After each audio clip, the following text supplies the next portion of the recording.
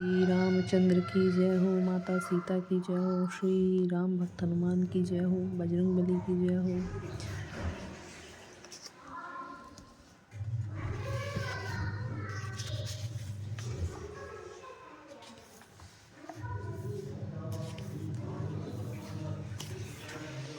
श्री गणेशाय नमः। श्री जानकी वल्लभो विजयते। श्री रामचरितमानस प्रथम सोपान बालकांड।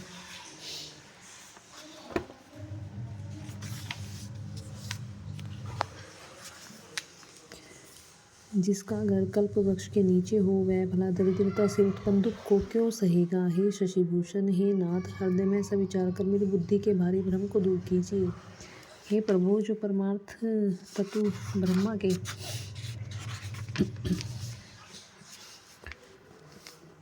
ज्ञाता और वक्ता मुनि हैं, वे श्री रामचंद्र जी को अनादि ब्रह्म कहते हैं। और श्री सरस्वती, वेद, पुराण सभी श्री रघुनाथ जी का गुण गाते हैं। और हे कामदेव के शत्रु, आप भी दिन रात आदर पूर्वक राम राम जपा करते हैं। ये राम वही अयोध्या के राजा के पुत्र हैं या अजन्मा निर्गुण और अगोचर कोई और राम है। यदि वे राजपुत्र हैं तो ब्रह्म कैसे, और यदि ब्रह्म है तो स्त्री के विरह में उनकी मति बावली कैसे हो गई। इधर उनके ऐसे चरित्र देखकर और उधर उनकी महिमा सुनकर मेरी बुद्धि अत्यंत चकरा रही है। यदि इच्छा रहित व्यापक समर्थ ब्रह्म कोई और है तो हे नाथ, मुझे उससे समझा कर कहिए। मुझे नादान समझकर मन में क्रोध न लाइए। जिस तरह मेरा मोह दूर हो वही कीजिए। मैंने पिछले जन्म में वन में श्री रामचंद्र जी की प्रभुता देखी थी, परंतु अत्यंत भयभीत होने के कारण मैंने वह बात आपको सुनाई नहीं। तो भी मेरे मलिन मन को बोध न हुआ, उसका फल भी मैंने अच्छी तरह पा लिया। अब भी मेरे मन में कुछ संदेह है, आप कृपा कीजिए, मैं हाथ जोड़कर विनती करती हूँ। हे प्रभु, आपने उस समय मुझे बहुत तरह से समझाया था, फिर भी मेरा संदेह नहीं गया। हे नाथ, यह सोचकर मुझ पर क्रोध न कीजिए। मुझे अब पहले जैसा मोह नहीं है, अब तो मेरे मन में राम कथा सुनने की रुचि है। हे शेषनाग को अलंकार के रूप में धारण करने वाले देवताओं के नाथ, आप श्री रामचंद्र जी के गुणों की पवित्र कथा कहिए। मैं पृथ्वी पर सिर टेक कर आपके चरणों की वंदना करती हूँ और हाथ जोड़कर विनती करती हूँ कि आप वेदों के सिद्धांत को निचोड़कर श्री रघुनाथ जी का निर्मल यश वर्णन कीजिए। यद्यपि स्त्री होने के कारण मैं उसे सुनने के अधिकार नहीं हूँ, तथापि मैं मन, वचन और कर्म से आपकी दासी हूँ। संत लोग जहाँ आर्त अधिकारी पाते हैं, वहाँ गूढ़ तत्व भी उससे नहीं छिपाते। हे देवताओं के स्वामी, मैं बहुत ही आर्द्र भाव दीनता से पूछती हूँ, आप मुझ पर दया करके श्री रघुनाथ जी कथा कहिए। पहले तो वह कारण विचार कर बतलाइए जिससे निर्गुण ब्रह्म सगुण रूप धारण करता है। फिर हे प्रभु, श्री रामचंद्र जी के अवतार जन्म की कथा कहिए और उनका उदार बाल चरित्र कहिए। फिर जिस प्रकार उन्होंने श्री राम जी जानकी जी से विवाह किया वह कथा कहिए। और फिर यह बतलाइए कि उन्होंने जो राज्य छोड़ा सो किस दोष से।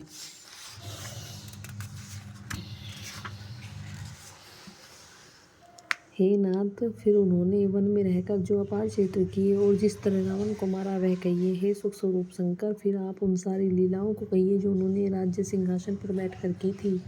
हे कृपाधाम, फिर वह अद्भुत चरित्र कहिए जो श्री रामचंद्र जी ने किया। वे रघुकुल शिरोमणि प्रजा सहित किस प्रकार अपने धाम को गए। हे प्रभु, फिर आप उस तत्व को समझाकर कहिए जिसकी अनुभूति में ज्ञानी मुनिगण सदा मग्न रहते हैं। और फिर भक्ति, ज्ञान, विज्ञान, वैराग्य का विभाग सहित वर्णन कीजिए।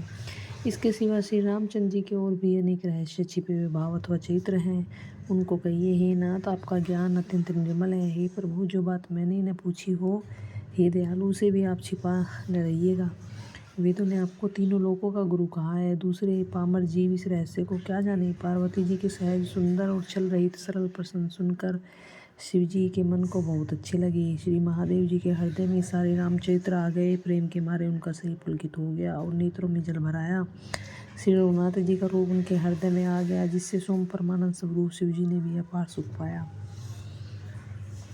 शिव जी 2 घड़ी तक ध्यान के रस आनंद में डूबे रहे। फिर उन्होंने मन को बाहर खींचा और तब वे प्रसन्न होकर श्री रघुनाथ जी का चित्र वर्णन करने लगे, जिसके बिना जाने झूठ भी सत्य मालूम होता है। जैसे बिना पहचाने रस्सी में सांप का भ्रम हो जाता है, और जिस प्रकार जिसके जान लेने पर जगत को उसी तरह लोप हो जाता है, जैसे जागने पर स्वप्न का भ्रम जाता रहता है। मैं उन्हीं श्री रामचंद्र जी के बाल रूप की वंदना करता हूँ, जिनका नाम जपने से सब सिद्धियाँ सहज भोई प्राप्त हो जाती हैं। मंगल के धाम, अमंगल के हरने वाले और श्री दशरथ जी के आंगन में खेलने वाले में बाल रूप श्री रामचंद्र जी मुझ पर कृपा करें। त्रिपुर सुनकर युद्ध करने वाले श्री शिव जी श्री रामचंद्र जी को प्रणाम करके आनंद में भरकर अमृत के समान वाणी बोले। हे गिरिराज कुमारी पार्वती, तुम धन्य हो, तुम्हारे समान कोई उपकारी नहीं है। तुमने श्री रघुनाथ जी की कथा का प्रसंग पूछा है, जो कथा समस्त लोगों के लिए जगत को पवित्र करने वाली है, गंगा जी के समान है। तुमने जगत के कल्याण के लिए ही प्रश्न पूछे हैं। तुम श्री रघुनाथ जी के चरणों में प्रेम रखने वाली हो। हे पार्वती, मेरे विचार में तो श्री राम जी की कृपा से तुम्हारे मन में स्वप्न में भी शोक, मोह, संदेह, भ्रम कुछ भी नहीं है।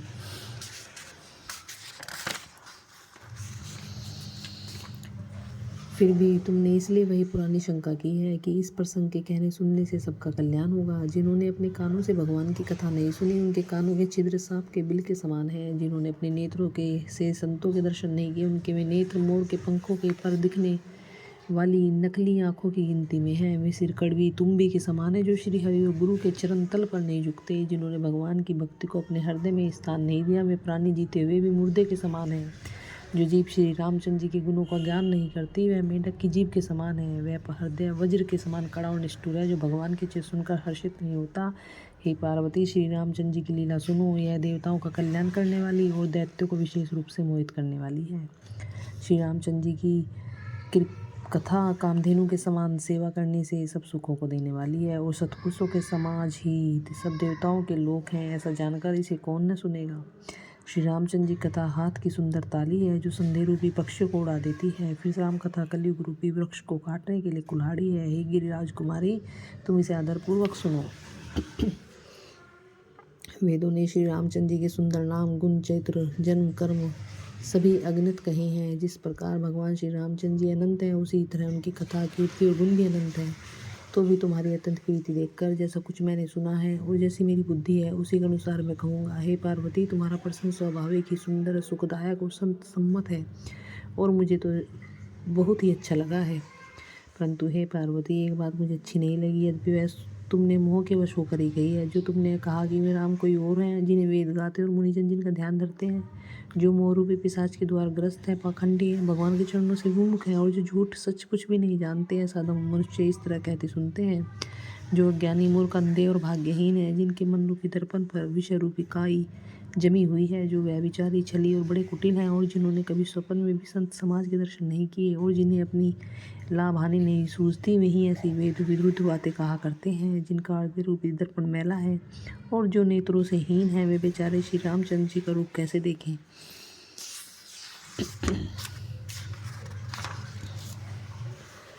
जिनको निर्गुण सगुण का कुछ भी विवेक नहीं है, जो अनेक मनगढ़ंत बातें बका करते हैं, जो श्री हरि की माया के वश में होकर जगत के जन्म मृत्यु के चक्र में भ्रमते फिरते हैं, उनके लिए कुछ भी कह डालना संभव नहीं है।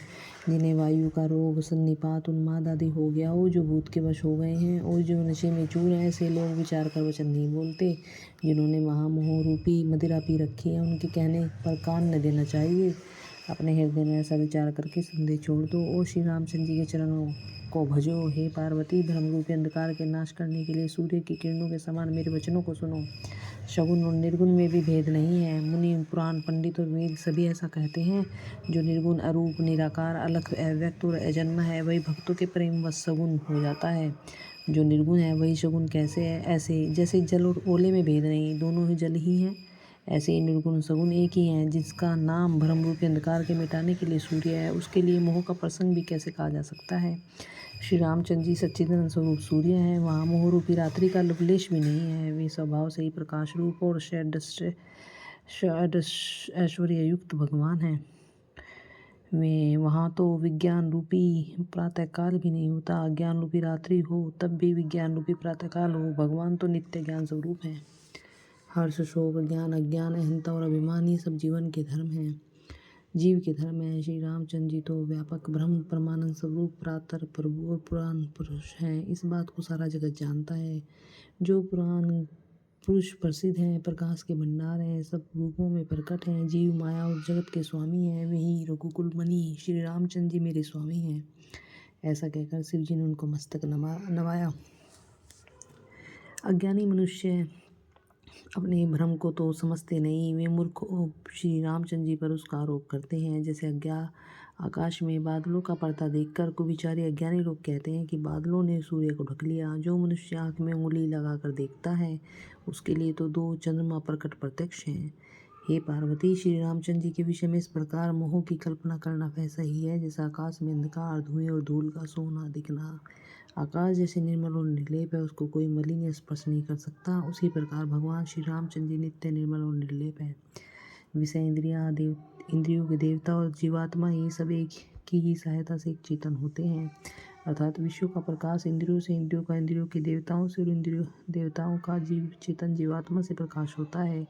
इन सब का जो परम प्रकाशक है, अर्थात जिससे इन सब का प्रकाश होता है, वही अनादि ब्रह्म अयोध्या नरेश श्री रामचंद्र जी हैं। बोलो अयोध्या श्री रामचंद्र जी की जय हो, माता सीता की जय हो, श्री बजरंगबली हनुमान की जय हो, श्री रामचरितमानस की जय हो, जय हो, जय हो।